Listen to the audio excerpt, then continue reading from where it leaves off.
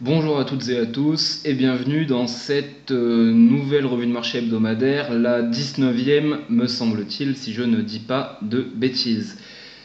Comme d'habitude, si vous aimez ce partage, je vous laisse mettre un pouce bleu en bas à droite de la vidéo.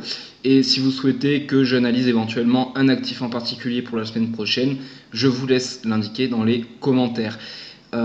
Alors aujourd'hui, on va parler du DAX 30, de l'euro CAD et de l'euro GBP.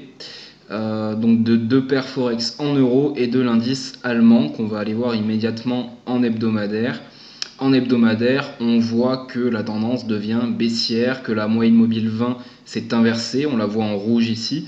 Voilà, donc une tendance baissière à moyen terme est vraiment susceptible de s'installer durablement. Ça, c'est le constat qu'on fait en hebdomadaire. Si on va en journalier, on va commencer à tracer quelques zones intéressantes. Les plus hauts, vers les 13 500 points par là. On a un niveau de support très très important vers les 12 000 points. Voilà. Et puis on a deux niveaux intermédiaires.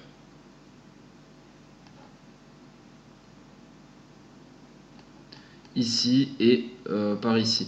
Donc voilà, là le constat c'est que malgré la tendance baissière de fond qui est vraiment susceptible de s'installer à moyen terme, on va pour autant pas vendre en début de semaine prochaine de façon aveugle, on va pas vendre aveuglément en début de semaine prochaine parce qu'on est toujours sur cette zone de support des 12 000 points. Le plan serait donc d'attendre des rebonds pour les shorter et à plus court terme, ça serait éventuellement en swing et en day trading pour le début de semaine prochaine. Ce que l'on va plutôt privilégier, ça sera des scalps acheteurs. J'ai déjà scalpé par ici le DAX 30 sur ce double bottom ici. Et voilà, on va privilégier des scalps plutôt à la hausse vers ce niveau-là. Parce qu'un rebond est quand même assez probable sur ce très fort support. Et bien sûr, on cherchera surtout, c'est ça le plan à privilégier le plus fortement, on va dire, c'est un éventuel rebond du DAX 30 sur des niveaux clés qu'on peut déterminer éventuellement en une heure. On voit ce niveau-là des 12 340 points.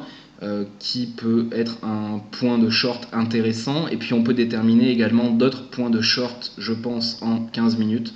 Voilà, on a ce niveau ici éventuellement, même si un franchissement de ce niveau me semble assez probable. Voilà, on a ce niveau-là. C'est plutôt un niveau de prise de bénéfice pour des achats qui seraient réalisés plus bas. Mais en tout cas, comme point de short, on a ce niveau-là, par exemple, vers les 12 150 points. Qui serait extrêmement intéressant voilà, à shorter si le DAX y revient. Voilà, donc pour résumer sur le DAX 30, on a une tendance baissière de fond qui est vraiment susceptible de s'installer, mais le timing n'est pas bon pour des ventes, donc on peut réaliser des scalps à la hausse, et en swing et day trading, on va dire tranquille, on va attendre des retours sur des niveaux clés horaires ou M15 pour pouvoir les shorter. Voilà pour le DAX 30. On va maintenant parler de l'EuroCAD. Alors l'EuroCAD, on va aller le voir en hebdomadaire, voire pourquoi pas mensuel, trimestriel. Voilà, on voit qu'on arrive quand même vers le haut du range trimestriel et que on gagnerait sans doute à rechercher plutôt des ventes ici avec cette brève analyse mensuelle qui permet déjà de voir que on peut éventuellement y rechercher des ventes. Là, j'ai tracé une zone de short possible en hebdomadaire, ou je l'ai peut-être tracé en mensuel. Voilà, donc ça sera une zone à travailler à la vente ici sur l'EuroCAD. On voit à court terme que la semaine dernière, ça a été extrêmement fortement haussier. Donc prudence, mais il est probable qu'on ait eu tout de même un excès haussier justement. À assez court terme, et ce qui est gênant sur l'EuroCAD, c'est que l'on voit que d'ici les 1,6, les 1,60, on est quand même un petit peu au milieu de nulle part pour le moment. Donc il faudra être prudent, ne pas faire n'importe quoi, parce qu'on n'a pas de très très fort niveau à travailler, on n'a pas de niveau très clair à travailler à court terme à la vente. Mais voilà, le fait qu'on se rapproche des 1,60 justifie qu'on s'intéresse à cette paire. Et également, l'autre motivation de mon intérêt pour cette paire, c'est cet excès haussier qui pourrait éventuellement se travailler à la baisse, même si une continuation à court terme de la hausse est possible, et auquel cas je ne traderai pas cette paire. Voilà, donc on va attendre en 15 minutes tout simplement la formation éventuelle d'un range, d'accord. J'aimerais bien qu'en début de semaine prochaine on corrige assez fortement, un peu plus fortement, qu'on vienne réaliser un double top, si possible un double top H4, ça serait une excellente chose. Et donc voilà, on va suivre cette paire. Bien évidemment les 1,59 ici, cette zone de résistance en 15 minutes ne doit pas se shorter aveuglément.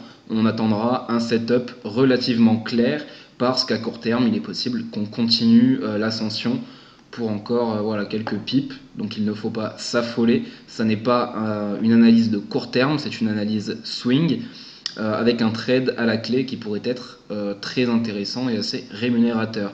Donc voilà, on va attendre qu'un range, qu'un setup de retournement se mette en place, au moins en M15 et en H4, ça serait une bonne chose également. Et voilà, on travaillera l'Eurocad à la baisse compte tenu de l'atteinte de ce haut de range trimestriel. Je vais également vous parler de l'euro GBP, qui se trouve ici.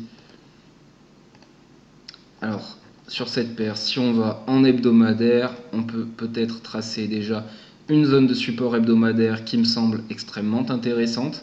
Vous voyez qu'on a formé un très fort support hebdomadaire qu'il aurait été payant tout simplement de payer. Et on peut tracer également, et ça c'est vraiment très intéressant, une ligne de tendance comme ceci, baissière sur l'euro GBP. Et donc on avait sur cette paire une très forte consolidation hebdomadaire, une très forte compression, excusez-moi, hebdomadaire, ce qui est extrêmement intéressant à trader. Et vous voyez ici que sur la bougie hebdomadaire de la semaine passée, on a cassé cette ligne de tendance. Donc on travaillera l'euro GBP à la hausse, sans trop d'état d'âme. Donc on attendra plusieurs setups qui seront possibles, soit tout simplement une compression, une pause dans la tendance qu'on pourra éventuellement prendre à l'achat en cas de phase 2, et on attendra également éventuellement un pullback vers cette zone-ci.